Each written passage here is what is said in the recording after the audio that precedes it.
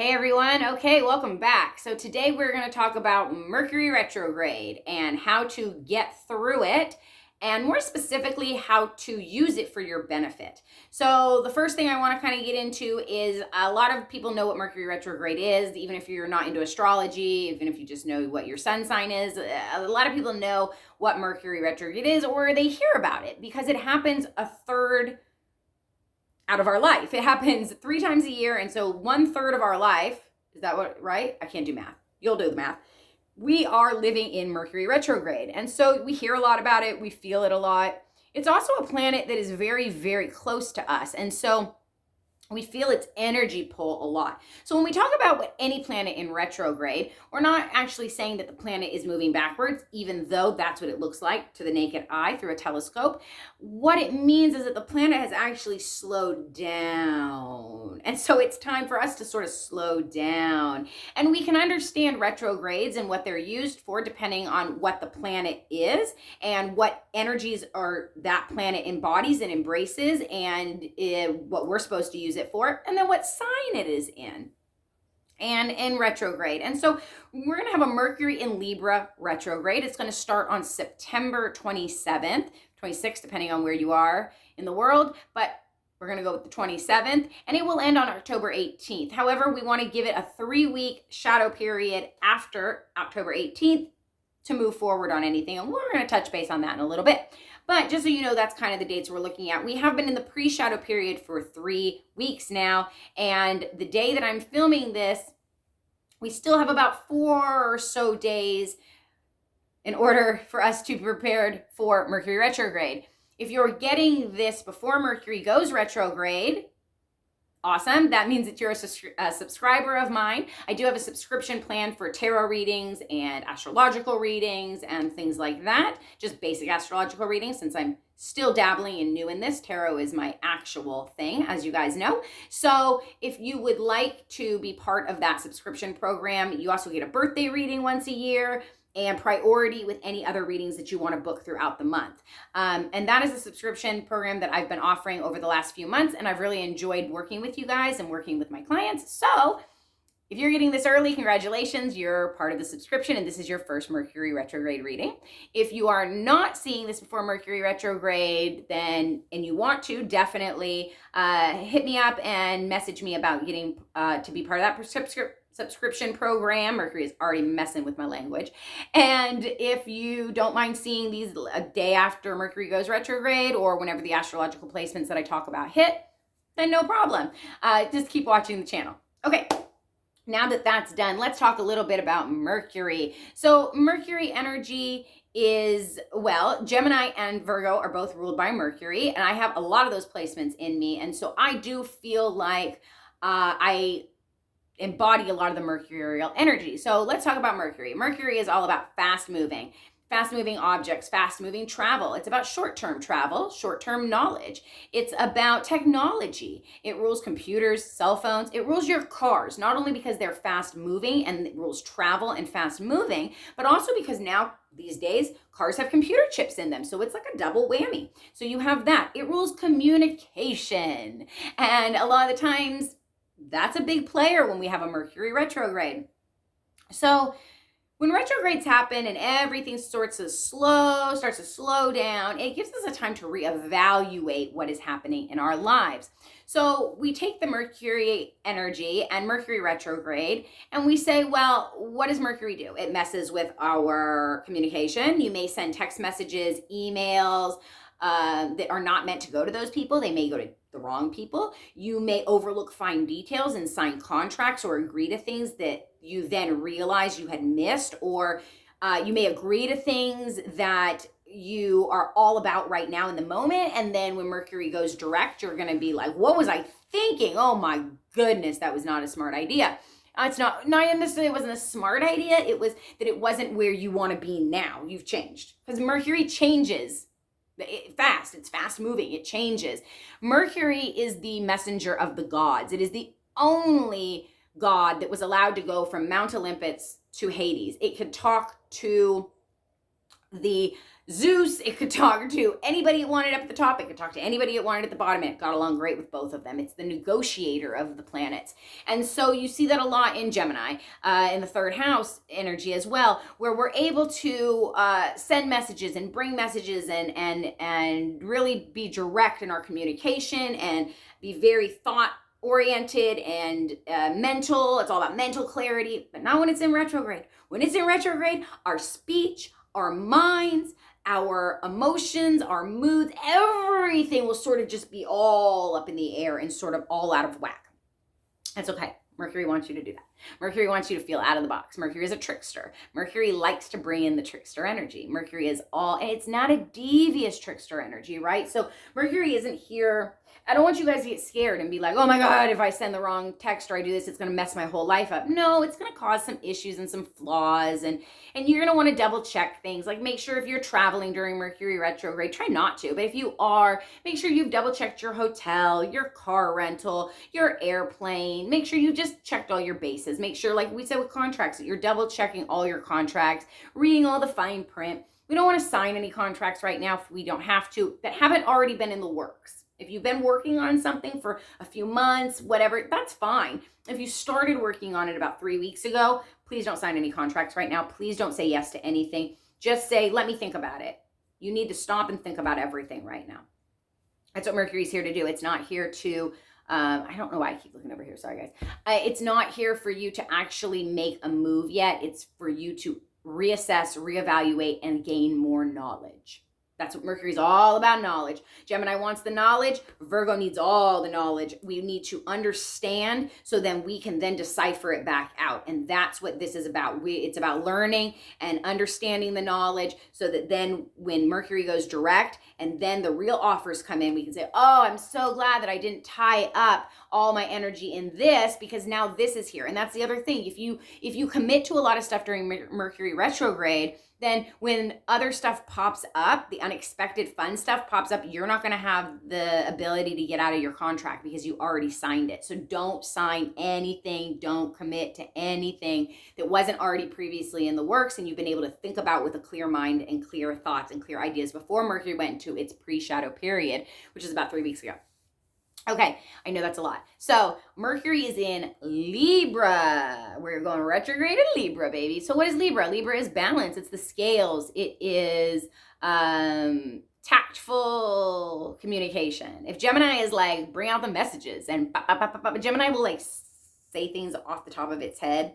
Kanye West, Bob Dylan. I mean, there's a lot of Geminis where we're very much off the cuff and we sort of just speak the message as it comes.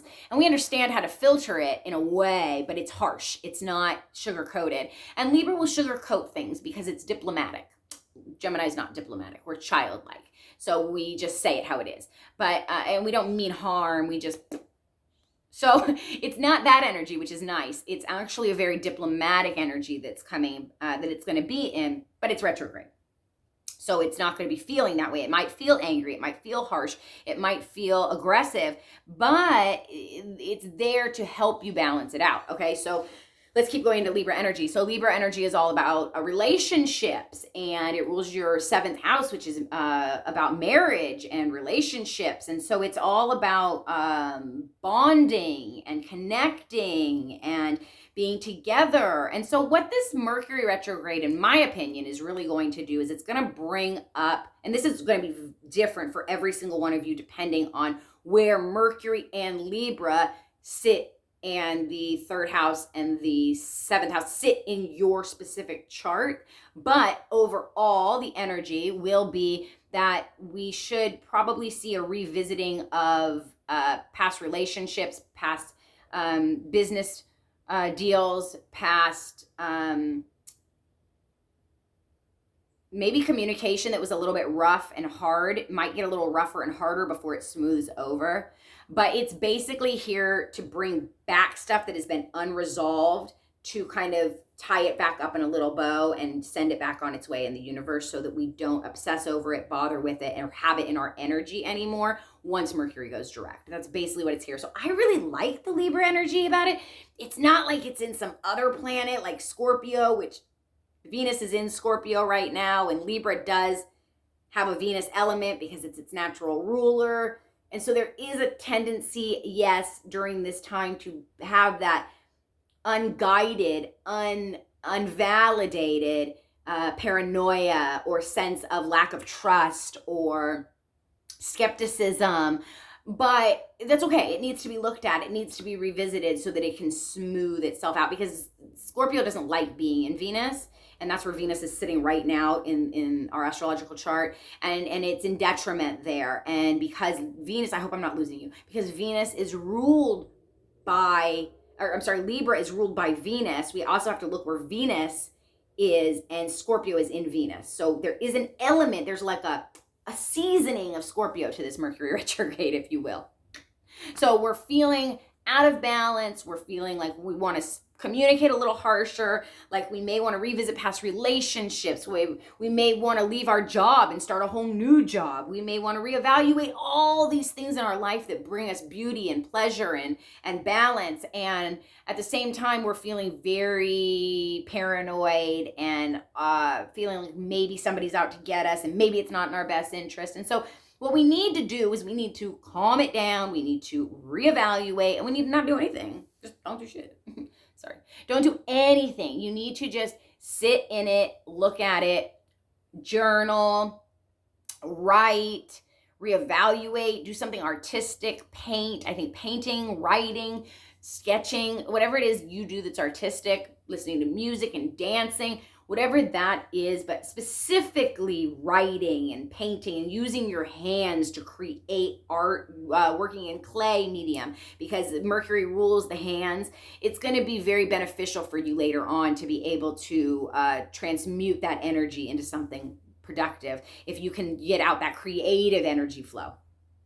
The other thing I want to say is that with us being in the Libra time period and Mercury in Libra, it's not really a time to throw things away necessarily. You may want that thing later on. You probably should have done that more in, I'm sorry, it's not time to organize things right now. You should have done that in Virgo season. So we should be done organizing. We should be done doing all that. Now that we're in Libra season and Mercury's going to go retrograde in Libra, don't throw things away. Don't do anything like that. You know, if you've already kind of done that sort of organizing and purging in Virgo season. So whatever you come across and you're like, maybe I want to throw it away, maybe I don't, keep that. And whatever you're like, oh God, this is trash, trash, trash, don't think any more of it. We may be in the tendency of being like, oh, it's trash, but maybe I'll use it again. No, and this is metaphorically as well, right? So if somebody's energy comes back to you and they're like, hey, and you're like, oh, trash, don't even open the email. Just don't even open the message. But if somebody comes back and they're like, hey, let's revisit this idea, and you're like, well, that could be a good idea. Let me put it to the side. I'm not sure if I'm going to leave that yet. That's something to do, okay? So basically what we're going to do during Mercury retrograde is we're going to rest, relax, come up with something creative to get our energy flowing and our juices flowing creatively using our hands if we can.